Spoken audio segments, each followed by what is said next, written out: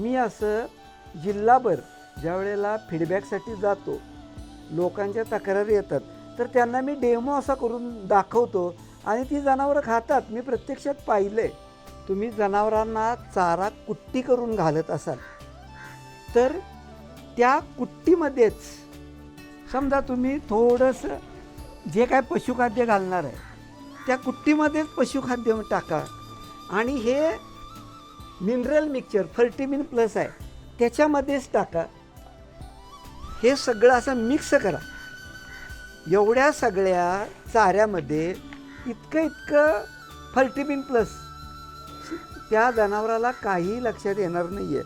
जी जनावरं खात नाही अशी ज्या दूध उत्पादकांची तक्रार आहे त्यांनी अशा पद्धतीनं केलं तर त्यांची जनावरं निश्चित खाणारच. मी असं भरपूर ठिकाणी डेमो करून दाखवलं आहे. जनावरं खात आहेत. जनावराला सवय लावा, हळूहळू जनावर खाईल. कारण जनावराला ही अत्यावश्यक गरज आहे.